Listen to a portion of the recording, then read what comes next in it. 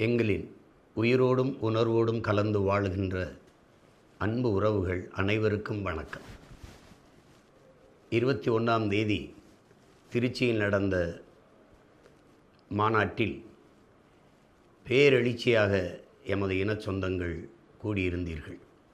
இது நம் இனத்தின் திருவிழா. எல்லோரும் கூடுவோம். தமிழ் பேரின பெருவிழா. வென்றுவாகை சூடுவோம்.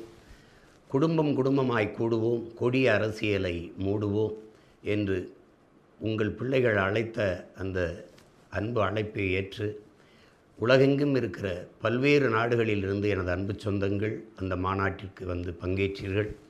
தமிழ்நாட்டில் எல்லா மாவட்டங்களிலிருந்தும் பேரெழுச்சியாக எமது இன சொந்தங்கள் இந்த எளிய பிள்ளைகளின் கொள்கையை, அவர்கள் முன்வைக்கிற அரசியலை புரிந்து கொண்டு பேரெழுச்சியாக கூடியிருந்தீர்கள்.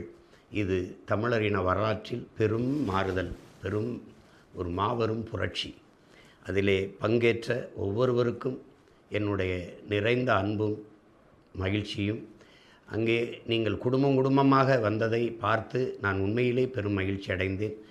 எனக்கும் பெரிய நம்பிக்கையும் உற்சாகத்தையும் அந்த மாநாடு தந்தது. பங்கேற்ற ஒவ்வொருவருக்கும் என்னுடைய அன்பும் வாழ்த்துக்களும். நம்முடைய பணி தொடரட்டும். இது ஒரு தொடக்கம்தான். களத்திலே வென்று முடிப்பதில்தான் நமது இலக்கு இருக்கிறது.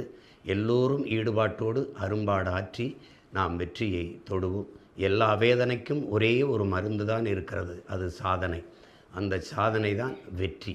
எப்படி பார்த்தாலும் வெற்றிக்கு ஒரே வழிதான் இருக்கிறது, கடுமையான உழைப்பு.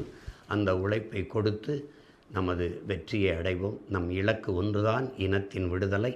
இனம் ஒன்றாவோம், இலக்கை வென்றாவோம். புரட்சி எப்போதும் வெல்லும். நம் வெற்றி அதை சொல்லும். தமிழ்தாய் வாழ்க. தலைவர் பிரபாகரன் வாழ்க. எல்லோருக்கும் என்னுடைய அன்பும் வணக்கமும் நன்றியும். நாம் தமிழர்.